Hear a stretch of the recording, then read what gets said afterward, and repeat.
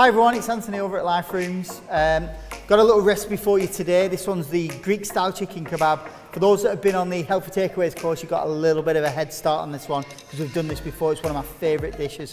So let's get in the kitchen. This is a full dinner recipe, so let's go make dinner.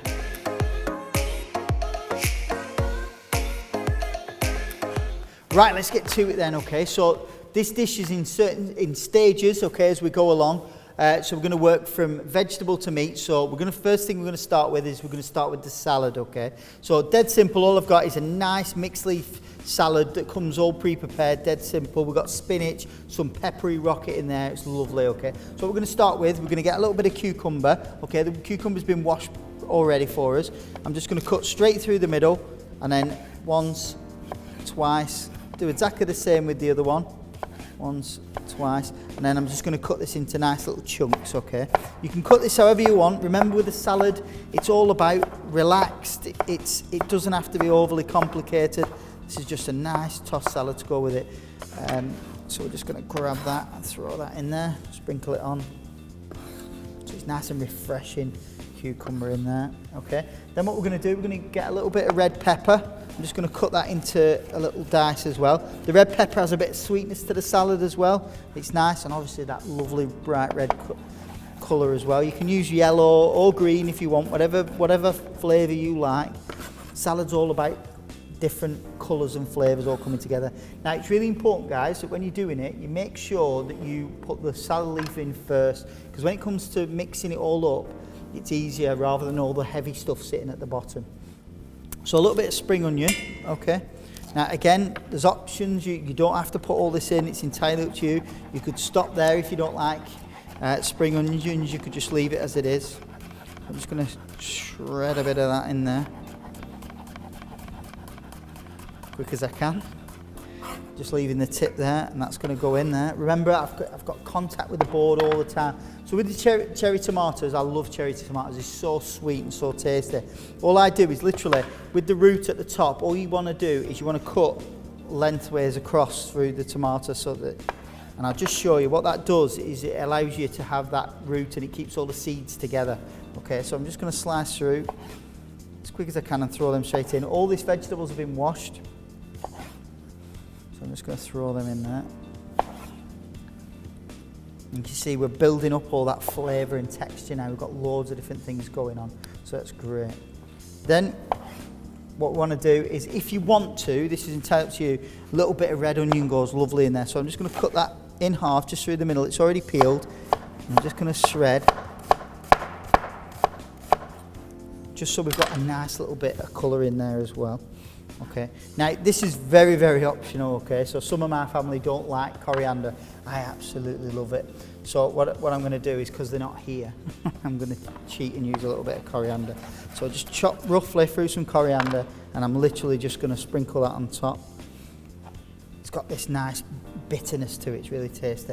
Now, to finish it off, what we're going to do is we're going to squeeze a little bit of lemon juice in there. That's instead of dressing, because we don't want oils and all the other stuff in there. So lemon juice adds a real nice acidity to it, and it just freshens it up, and it means you haven't got all that heavy oil in there. But what I'm going to do is, it's better to wait until you're about to serve the dish before you put lemon on. So I'm literally just going to put that in the bowl, and that's ready to go. Okay, so I'm just going to move that to one side. Then what I want to do is I want to carry on now and get all the other ingredients ready to go. So what I want to do is I'm going to do some homemade chips. Okay, so I've got some nice big baking potatoes. You can use whatever potatoes you want. There's no restriction. King Edwards, Maris Piper, anything you want. And all I'm going to do is I'm going to leave the skins on. They've already been washed, as you can see, and I'm literally just going to slice through and just cut them into chips. Okay. Because of the size, I'm having to lift the board up. There's a little bit of blemish on there, so I've just moved that out of the way. And then I'm just going to chop these chips down. And then we've got some nice chips. I'm just going to put them into a tray, sprinkle them in. What we're going to do with these chips is we're going to bake them in a little bit of oil, so they're a little bit healthier for you and better. And again, just one more. So the type of kebab that we're going to do is called a gyros kebab. So the gyros kebab, it's got chips and everything all involved. It's all going on. So it's really good. So it's, I originally got this recipe, this full thing, I got it from Cyprus. So I used to work with a Cypriot chef called George, he was a lovely guy, and he had this recipe for these kebabs, so it's absolutely lovely. Okay. So what we're going to do there is a little bit of oil, spray oil on there, a little bit of salt and pepper. Now what I like to do is add a little bit of paprika and some garlic salt, and you can add some dried parsley on there. Cool. And then mix that all together so we've got all that lovely flavour going on, and then what we're going to do is we're going to pop them in the oven ready to go. Right, so what we've done is we've got the chips in the oven, they're all ready to go now. So what I want to just talk you through is we're going to do the Satsuki sauce, okay? But just before that, what I've done is as well, I've prepared all the vegetables, so I've done the peppers. So you're looking for nice big chunky dice, okay? The reason why we do this is I do chunky dice because today we're going to saute this in a pan, but actually you can put them on kebab skewers. So if you do nice big kebab skewers, if you do nice chunky dice, that works really well. So with the Tzaziki sauce, dead simple, okay, what you're going to do is you get your cucumber, nice coarse grater, and all you want to do is you're just going to grate all the cucumber down. This cucumber's all nice and washed, but it's great, just get it all in there. It's a real refreshing dish, very similar to the raita that you do with that you have with your Indian food. So it's nice and refreshing, okay. I'm just going to put all of that into there. All the cucumber. There we go. Okay. Let me just grab that extra bit. I'm just going to move that to one side. So we've got that nice cucumber ready to go. I've spattered it all over the place. Had a right mess. Okay, so what I use for the Satsuki sauce is I use Greek yogurt. So don't be mixed up with Greek natural yogurt. It has to be Greek yogurt, okay, because you want it nice and thick. Okay, so this is Greek yogurt, not Greek style, so just bear that in mind. Okay, so it's nice and thick. You see it almost, it's a real nice thick yogurt, it's lovely. Okay, now, so in Greece, there's two types of ways in which you can do Satsuki sauce. So you can either do it with dill or with mint. Now, I prefer to use mint sauce, and this is what I was shown when I was in Cyprus. So it's in Cyprus to use mint sauce because it's got a little bit of acidity and a bit of vinegar to it. So I'm just going to pop 1.5 teaspoons of mint sauce in there. Okay, so we've got that there, and what I'm going to do is just finish this off with a little bit of garlic salt. You can use fresh garlic if you want, a little bit of garlic salt, and just from the side, the juice of half a lemon, sorry.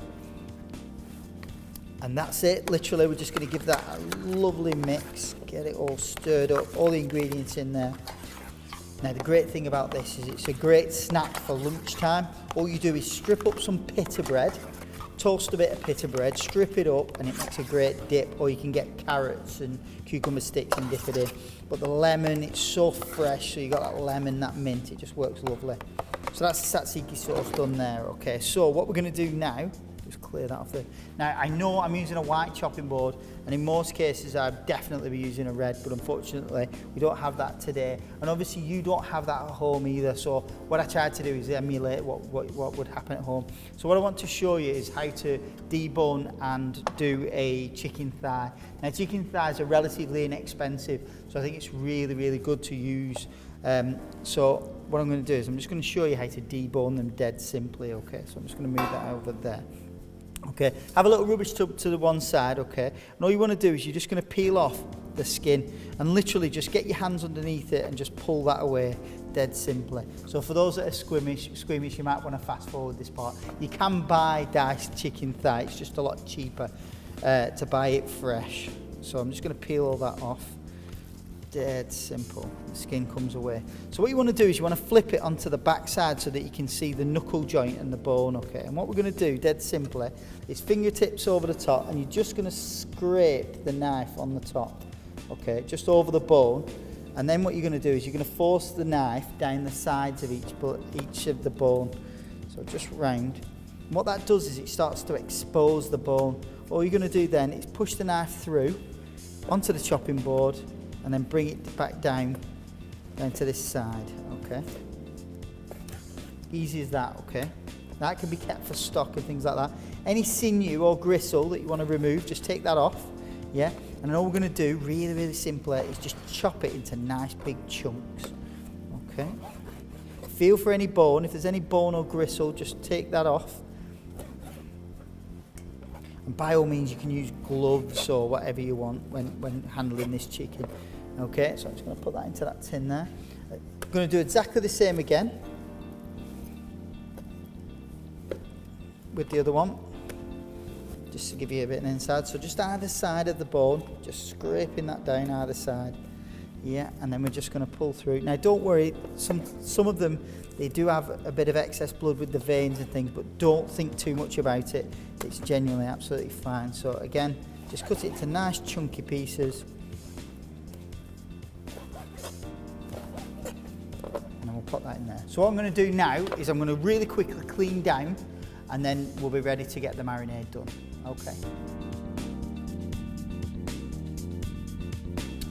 Right, so we've chopped our chicken. Just before we carry on with the marinade, that's what we're going to do next in the cooking. I've got an aubergine and courgette. I'm not going to show you, but these are great substitutes for your chicken. So if you wanted to do a vegetarian option, you could use those or mushrooms, so they're great. So I'm going to move them out of my way now. And then what we're going to do is we're going to crack on with the marinade. So the marinade's dead simple, 4 items, as simple as that. So we want some oregano, we've got some garlic salt, some paprika, plenty of paprika, we want a nice amount of paprika in there, and a little dash of cumin. So cumin adds that earthy body to it. Oh, lids come off, that's it. Okay, and then what we're going to do is a little bit of pepper and salt.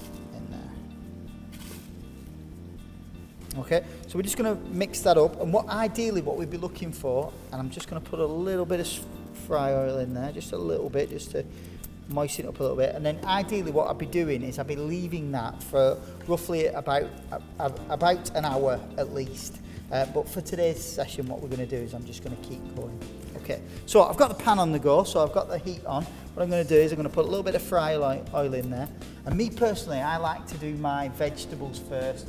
I like to start them because it's not about cooking time, it's about getting those natural sugars going. So I'm going to start the onions, peppers going, and you're listening for that crackling sound. That's what we're looking for. A little bit of spray on top, and then what I'm going to do is I'm just going to add a little bit of salt and pepper on there now. Okay. And what we're looking for is we're looking for them to start to soften and wilt. It's really important to get them to soften, because what happens is when we add the chicken, there's a potential for liquid to come out, and then what we end up with is we end up boiling that vegetable, and actually what we want to do is we want to saute it on a little bit of colour, but you can hear that lovely sound and crackling. If you look, the lovely colour. Now obviously if you were doing this on a barbecue, you'd have a nice mixture on the kebab skewer, so you'd have onion, pepper, chicken, and the way I usually do it, I always go onion, chicken, pepper, chicken, onion, chicken, pepper, chicken. The way that works is it just means that you've got that vegetable moisture going into your chicken at the same time, you've got all that flavour. So what you want to do is once the vegetables have started to wilt, drag them over to one side, and then what we're going to do is we're going to add the chicken in. Now don't worry if the marinade hasn't fully mixed, you'll have a lot more time with this, so you'll be able to add a lot more flavour to it. It'll have been gone inside the meat. I'm just going to let that start cooking, and once that starts to wilt and soften and colour, then that's when we're off.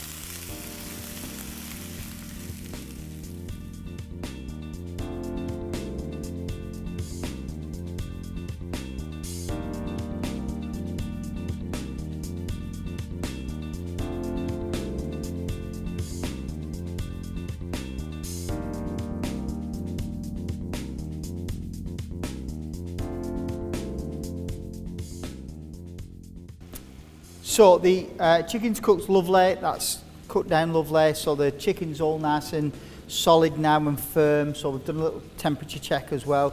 All the vegetables are wilted. What you find is there's a little bit of liquid, so what I do is I tend to turn the heat up and get some of that liquid to disappear, so it evaporates that down, but it's lovely.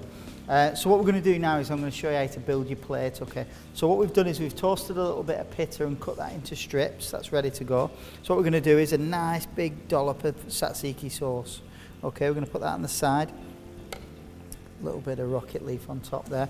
And then we've got the salad there. So what we're going to do, we're just going to squeeze a little bit of that lemon juice on top now. Okay, we'll just move that to one side. And then what we're going to do is just give it a little shake, and then we're going to try and get a nice combination of different ingredients in there. And we're going to pop that on there. Just get a few of the toppings on there as well. Make sure some of that coriander is all ready to go. Then again, some of the chips, we're just going to put that on the side. And then finally, we're just going to finish with that lovely chicken. So again, make sure we get a nice balance of peppers and chicken and onions all at the same time. And there we go, that's your gyros kebab all ready to go. It's just heaven on a plate. Enjoy.